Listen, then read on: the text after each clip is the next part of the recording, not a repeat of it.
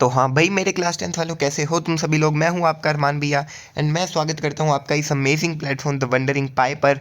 And आज के session में हम लोग पढ़ने वाले हैं आपका पॉलिटिक्स का last chapter revision express series के अंदर, यानी कि 15 मिनट के अंदर इस चैप्टर को खत्म करेंगे, है ना। आपका क्लास 9th का लास्ट चैप्टर डेमोक्रेटिक राइट्स। ठीक है, इसके पहले हमने आपके चारों चैप्टर पॉलिटिक्स के कवर कर लिए हैं ऑलरेडी एंड आज डेमोक्रेटिक राइट्स की हम रिवीजन एक्सप्रेस लेकर आ चुके हैं आपके लिए। तो सबसे पहले चैप्टर के नाम को समझते हैं। चैप्टर का नाम क्या है? Democratic right. आपकी क्लास 9 डेमोक्रेटिक पॉलिटिक्स का ये चैप्टर नंबर 5 है।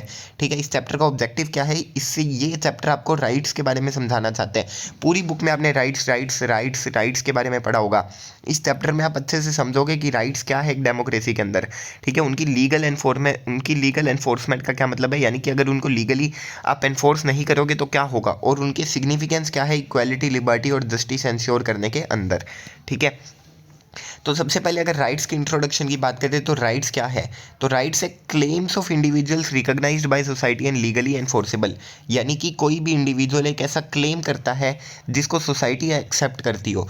यानी कि मान लो कि आप बोलते हो कि मैं हिंदू हूँ या फिर मैं मुस्लिम हूँ एंड मैं अपने धर्म को प्रैक्टिस करना चाहता हूँ, तो ये राइट आपने इंडिविजुअली क्लेम किया, सोसाइटी ने इसको एक्सेप्ट किया एंड ये लीगली एनफोर्सेबल भी है। यानी कि अगर कोई आपको रोक इसको करने से मना करता है तो आपको लीगल हेल्प मिल सकती है। लेकिन अगर कोई कल को ऐसा बोल दे कि मेरे पास में 2 करोड़ रुपए होने चाहिए, तो वो चीज़ लीगली एनफोर्सेबल नहीं है, शायद उसको सोसाइटी भी एक्सेप्ट ना करे। सोसाइटी हो सकता है कि मिलके हर एक बंदा एक्सेप्ट कर ले कि मेरे पास में 2 करोड़ रुपए होने चाहिए, लेकिन लीगली एनफोर्सेबल वाली बात तो नहीं आ गई ना वहाँ पे। ठीक है, और उसके अलावा क्या है, राइट्स यूनिवर्सल होते हैं, इनएलिएनेबल होते हैं, जस्टिसेबल होते हैं।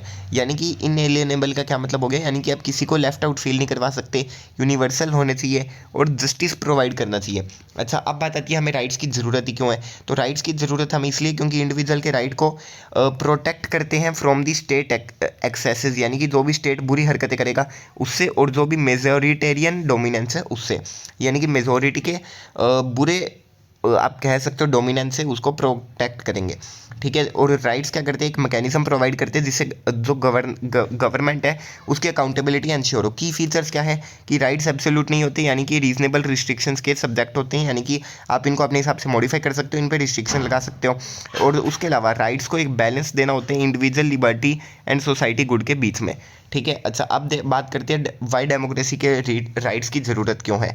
ठीक है, तो डेमोक्रेसी को राइट्स की ज़रूरत क्यों है? पहला, मिसयूज़ ऑफ पावर को प्रिवेंट करने के लिए, यानी कि गवर्नमेंट आर्बिट्रली एक्ट कर सकती है विदाउट चेक्स एंड बैलेंसेस। ठीक है, इसी से बचने के लिए हमें राइट्स की ज़रूरत है। जैसे इसका एग्जांपल हो गया authoritarian regime suppress dissent by curtailing rights. ठीक है, उसके अलावा इंश्योर करती है पार्टिसिपेशन इन गवर्नेंस, यानी कि हर एक बंदे को अगर राइट फ्रीडम ऑफ स्पीच होगा, राइट टू वोट होगा, अपने ओपिनियन को एक्सप्रेस करने का राइट होगा, तो उससे हर एक बंदे को गवर्नेंस के अंदर उसका पार्टिसिपेशन बढ़ जाता है एक डेमोक्रेसी के अंदर। इसके एग्जांपल हो गए प्रोटेस्ट मूवमेंट, सिविल राइट्स वगैरह के जो भी है।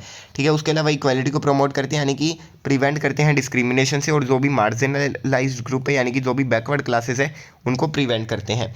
ठीक है, रियल लाइफ एग्जांपल्स है कुछ, ये आपकी बुक में 3 केस स्टडीज़ दे रखी है जहाँ पर राइट्स नहीं थे तो राइट्स के एब्सेंस में क्या हो गया था। ठीक है, पहली है ग्वांतानामो बे में डिटेंशन कैंप था जहाँ पर जो भी प्रिजनर्स थे उनको 9/11 का जो अटैक हुआ था यूएस में, काफ़ी फेमस है। उसके बाद में विदाउट ट्रायल और विदाउट लीगल रिकॉर्ड्स के उनको प्रिजनर बना लिया था, और उसकी वायलेशन क्या हुई थी, यानी कि उनका कोई भी लीगल रिप्रेजेंटेशन नहीं हुआ था और ह्यूमन ट्रीटमेंट का भी लैक था वहाँ पर। सऊदी अरेबिया में क्या हुआ था, कोई इलेक्शन नहीं। ठीक है, बिना इलेक्शन के गवर्नमेंट का बनना, वुमेन का पब्लिक रोल में बहुत कम पार्टिसिपेशन होना, और जो भी रिलीजियस फ्रीडम थी उसको कटेल कर दिया था। एथनिक क्लींजिंग इन कोसोवो, इसको मैसाक्रे भी बोलते हैं। ठीक है, यानी कि कोसोवो में क्या हुआ था, मैसाक्र हुआ था। अल्बेनियन मेजोरिटीज़ थी वहाँ पर, सर्बियन फोर्सेस की सर्बियन फोर्सेस की मेजोरिटी थी, और जो अल्बेनियन माइनॉरिटीज़ थी उनका मैसाक्र कर दिया था, यानी कि सबको खुले में बुलाया और सबको गोली मार दी। ठीक है, वायलेशन ऑफ माइनॉरिटी हुई थी and protection of right to life हुआ था। ठीक है, यानी कि इसका वायलेशन हुआ था, राइट टू लाइफ नहीं मिली थी वहाँ पर। लर्निंग पॉइंट्स क्या है कि राइट हर एक इंडिविजुअल को सेफ गार्ड करते हैं एंड इंश्योर करते हैं कि गवर्नमेंट रिस्पॉन्सिबली एक्ट करे। ठीक है, कुछ भी बेतुके डिसीजंस ना ले ले। इंडिया में राइट्स का इवोल्यूशन एवोल्यूशन कैसे हुआ, तो जो प्री इंडिपेंडेंस मूवमेंट थी जैसे कि सिविल लिबर्टीज़ का डिमांड हुआ, या फिर जो भी फ्रीडम स्ट्रगल से वहाँ से जैसे 1928 के अंदर मोतीलाल नेहरू ने रिपोर्ट किया था फंडामेंटल राइट्स के लिए। पोस्ट इंडिपेंडेंस विजन क्या है कि हमारे जो भी राइट्स है वो ग्लोबल राइट मूवमेंट से इंस्पायर्ड है, जैसे US bill of rights, universal declaration of human rights है। ठीक है, अच्छा इनका इनका अपने कॉन्स्टिट्यूशन में कैसे हुआ, तो जो फंडामेंटल राइट्स है वो पार्ट 3 ऑफ कॉन्स्टिट्यूशन में हमें दे गए हैं। ठीक है, फंडामेंटल राइट्स क्या क्या है इंडियन कॉन्स्टिट्यूशन के, तो पहले तो इनकी डेफिनेशन क्या है, तो ये बेसिक राइट्स है जो इंडियन कॉन्स्टिट्यूशन हर एक इंडिविजुअल को देता है और ये कोर्ट्स के द्वारा इन्फोर्सेबल है। ठीक है, ये हमें 6 राइट्स मिलते हैं: right to equality, right to freedom, right to exploitation, right to freedom of religion, cultural and educational rights और राइट टू कॉन्स्टिट्यूशनल रेमेडीज। इन सबको एक एक करके डिटेल में पढ़ते हैं। तो सबसे पहले राइट टू इक्वालिटी, इसके कोर प्रिंसिपल क्या है कि equality before the law and equal protection होनी चाहिए हर एक बंदे की लॉ की नज़र में।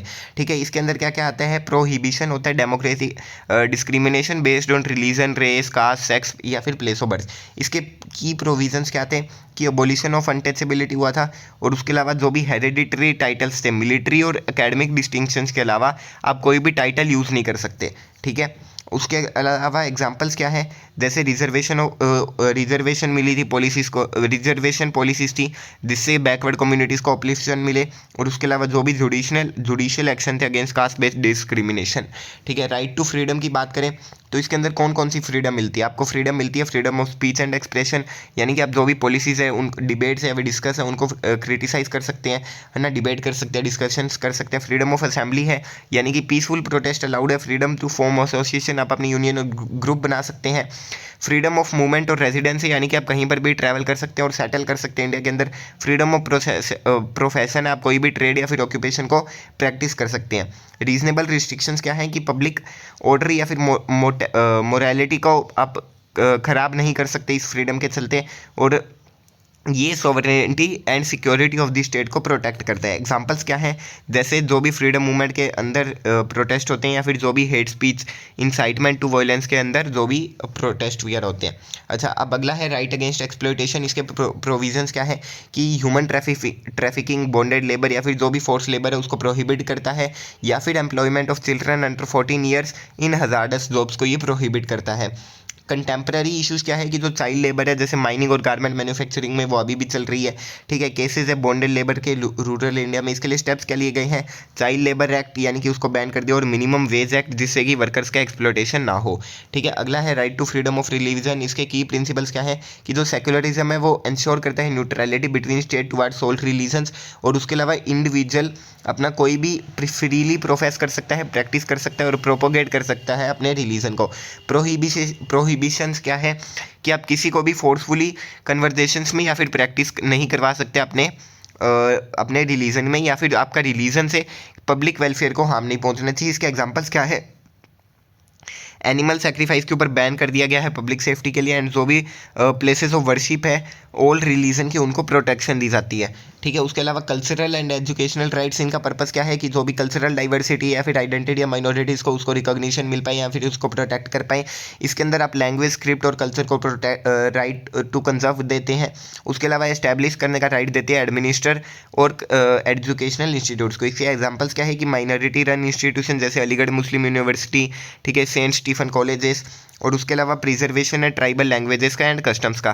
ठीक है, उसके बाद में बात करें right to constitutional remedies, last right है। इसकी इंपॉर्टेंस क्या है कि ये इंश्योर करता है सभी दूसरे फंडामेंटल राइट्स अपना काम सही से कर रहे हैं, और जो कोर्ट्स है वो इशू कर सकता है रिट्स को प्रोटेक्शन के लिए। अब रिट्स के कुछ टाइप्स होते हैं, ठीक है, इनके नाम पे आपको ध्यान नहीं देना, इसको बस ये पॉइंट्स ध्यान रखो कि जैसे अनलॉफुल डिटेंशन, अगर किसी का अनलॉफुल डिटेंशन हो गया तो उसको आप प्रोटेक्ट कर सकते हो। ठीक है, डायरेक्ट गवर्नमेंट ऑफिशियल्स को आप उनकी ड्यूटी करने के लिए डायरेक्ट कर सकते हो। ठीक है, कोर्ट्स को ओवरस्टेपिंग जुरिस्डिक्शन करने से आप प्रिवेंट कर सकते हो। उसके अलावा जो भी डिसीजन है लोअर कोर्ट उसको रिव्यू कर सकते हो, चैलेंज कर सकते हो पब्लिक ऑफिस में किसी की लीगैलिटी को। ठीक है, इसके एग्जांपल्स क्या है, जो भी जुडिशियल इंटरवेंशन होते हैं in cases of censorship and misuse of power. ठीक है, अच्छा, अब एक्सपेंडिंग स्कोप ऑफ राइट, यानी कि राइट्स को आप कैसे बढ़ा सकते हो, तो नए राइट्स इंट्रोड्यूस किए गए हैं, जैसे right to information, right to education, right to food and shelter. Contemporary issues भी है कुछ, जैसे एनवायरमेंटल राइट्स और ह्यूमन राइट्स, डिजिटल प्राइवेसी या फिर सर्वेलेंस कंसर्न्स।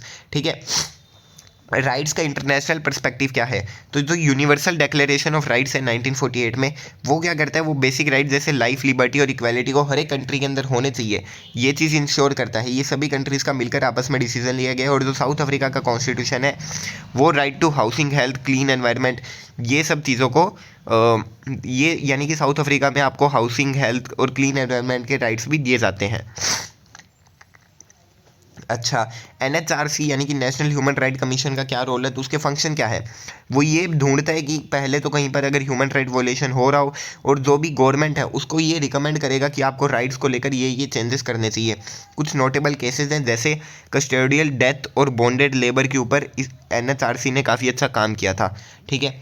अच्छा, अब राइट्स को प्रोटेक्ट करने में कुछ चैलेंजेस आते हैं, जैसे कि censorship and freedom of expression, पहला तो यही हो गया। ठीक है, यानी कि जो भी क्रैकडाउन है उन सोशल मीडिया, डिसेंट मीडिया को खरीद लिया जाता है और ये सब, है ना। और उसके अलावा जो भी डिजिटल प्राइवेसी की कंसर्न्स है, यानी कि डेटा ब्रीचेज होते हैं एंड सर्विलेंस। ठीक है, उसके अलावा एनवायरमेंटल राइट्स, जो भी इंडस्ट्रियल डेवलपमेंट है, और उसके अलावा साफ या और शुद्ध हवा और पानी के बीच में आप बैलेंस नहीं मेंटेन कर पा रहे, तो आपका एनवायरमेंटल राइट हर्ट हो रहा है। ठीक है। अच्छा, कंक्लूजन क्या है कि राइट्स हमारे लिए काफ़ी ज़्यादा इंपॉर्टेंट है, ये फाउंडेशन है डेमोक्रेसी के, इंश्योर करते हैं डिग्निटी, लिबर्टी और जस्टिस को। ठीक है। डायनामिक नेचर ऑफ राइट्स क्या है कि राइट इवॉल्व होते रहते हैं, जिससे कि जो भी सोसाइटल चेंजेस हैं उनको मीट कर पाए, नीड्स और चैलेंजेस को मीट कर पाए।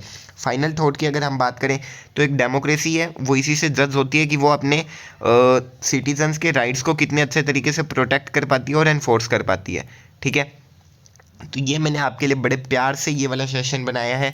अब आपका काम क्या है कि आप लाइक करें इस सेशन को, है ना, हमारे चैनल को सब्सक्राइब करें। अभी हमारा टारगेट है 350 सब्सक्राइबर्स का, है ना, 350 सब्स का। वैसे तो 500 सब्स का है, पर पहले एक बार यही कंप्लीट कर दो, है ना। और उसके अलावा इस वीडियो में एक प्यारा सा कमेंट कर देना। अगर आपको कुछ हेट देनी है तो वो भी दे सकते हो, हेट इन द सेंस कि अगर आपको कोई फीडबैक देना है। ठीक है। आज के सेशन के लिए थैंक यू। हम मिलते हैं आपसे कोई और नेक्स्ट सेशन में।